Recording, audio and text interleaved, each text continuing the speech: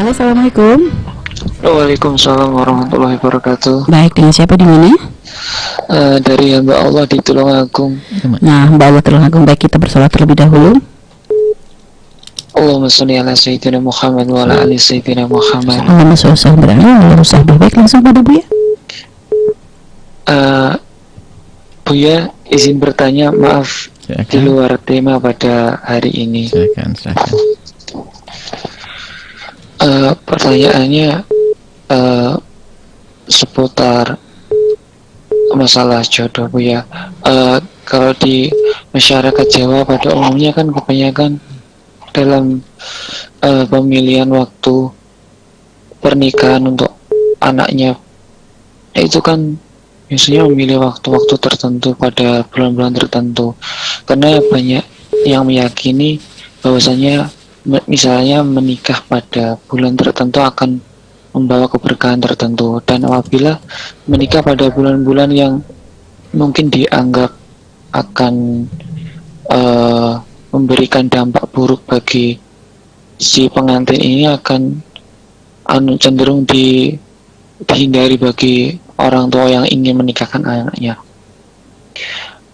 Pertanyaannya, Buya, bagaimana sikap kita sebagai seorang muslim menyikapi adanya keyakinan-keyakinan tersebut di sekitar kita, yang notabene keyakinan semacam tersebut tidak ada dalam syariat agama kita. Syukran jawabannya, Buya. Assalamualaikum warahmatullahi wabarakatuh. Waalaikumsalam warahmatullahi wabarakatuh. Baik, langsung Buya. Dan segala kebaikan adalah dilakukan kapan saja tetap baik, selagi tidak ada larangan khusus dari baginda Nabi atau dari Allah. Seperti pernikahan, boleh menikah kapan saja, siang, malam. Bahkan pernah suatu ketika kita pernah mengakadkan nikah adalah jam 12 malam. Karena memang waktu itu sudah kebetulan kita datang dari tempat yang jauh, karena mereka senang keluarga itu, pengen sudahlah sekarang sudah cocok dinikahkan saja, tidak ada masalah. Jadi yang penting lebih cepat kebaikan itu adalah baik ya. Nah ini harus kita yakini bahwasanya ada beberapa keyakinan di masyarakat yang tidak sesuai dengan syariat Islam. Kalau memilih hari itu bukan sesuatu yang salah, tapi kalau menjadi diyakini itu salah. Tolong dibedakan dua hal ini. Memilih hari misalnya jangan Rebu Legi. Kenapa? Rebu Legi lagi pas pasaran, jadi orang susah datang. Misalnya begitu. Kalau alasannya begitu ya sah-sah saja.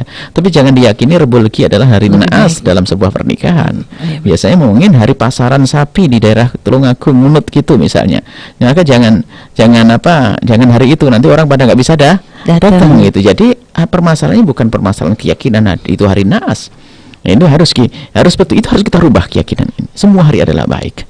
Tidak ada bulan sengsara, bulan naas, bukan bulan bencana, nggak ada. Kalau untuk pernikahan khususnya adalah semakin cepat lebih bagus. Karena apa?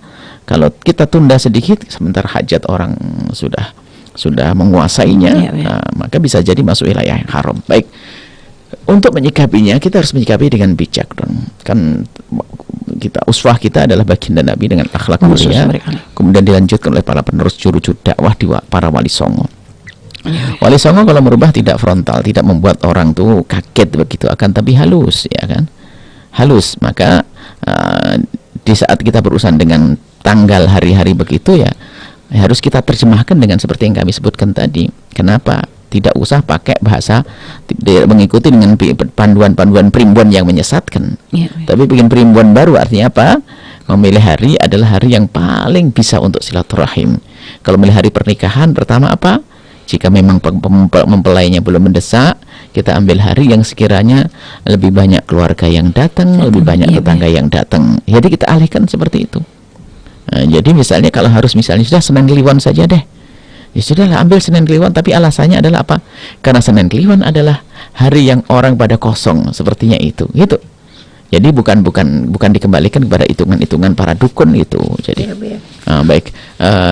Jadi caranya Anda harus yang cantik. Kalaupun misalnya itu ada urusan dengan orang tua, ya kan?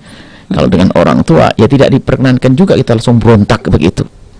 Karena dengan cara yang tidak santun, tidak menarik di hati orang. Jadi uswah kita adalah para wali songo, bagaimana merubah kekafiran sampai tradisi-tradisi yang kafir syirik sekalipun, bagaimana dirubah secara halus sehingga menjadi satu tradisi yang islami. Kita masih ingat bahwasanya ada namanya bersih deso, itu kan kalau tradisi orang di Jawa Timur, termasuk daerah kami waktu itu adalah ya dari dulunya adalah dukun-dukun berkomat kamit menyanjung danyangan atau yang disebut dengan yang diakui sebagai penguasa-penguasa kampung adalah bukan dari yang diridhoi oleh Allah. Dari itu adalah satu keyakinan yang salah. Kan tapi bersama berjalannya waktu para juru dakwah merubah kegiatan itu, tidak lagi menyebut tentang setan-setan dan sebagainya, akan dirubah dengan doa-doa. Jadi jadilah Anda yang bijak di dalam merubah ya, karena Islam mengajarkan cara yang bijak sehingga ambil ikannya tanpa harus keruh airnya. Apalagi kalau di masyarakat sudah mengakar dengan keyakinan seperti itu, Anda akan bermusuhan dengan sana sini, belum tentu Anda kuat. Bisa saja Anda nanti menjadi orang yang putus asa karena Anda merasa tidak mendapat serangan sana sini. Nah, maka langkah pertama dan utama memahamkan semacam ini. Hasilnya belum tentu esok hari loh ya, bahkan tahun depan pun belum. Termasuk yang kami upayakan ini juga merubah, tapi perlahan. Yang jelas mulai dari diri Anda sendiri. Anda jangan meyakini yang demikian itu, kemudian orang dekat Anda, kemudian keluarga Anda, bertahap dan bertahap. Maka begitulah cara dakwah. Kita jangan membuat permusuhan ya, karena dan juga kebiasaan-kebiasaan ini bukan saja urusan hari itu, sampai keyakinan misalnya dari desa ke desa nggak boleh menikah. Hal ini kan ini sebetulnya ada tertanam sebuah kepercayaan dari sebuah kejadian. Orang kampung sini nikah dengan sana meninggal, besoknya meninggal lah.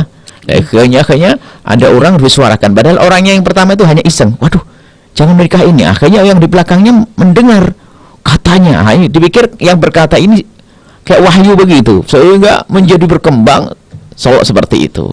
Jadi dirubah dengan cara yang halus, indah, dengan bijak. Itulah ajaran daripada baginda Nabi Sallallahu Alaihi Wasallam.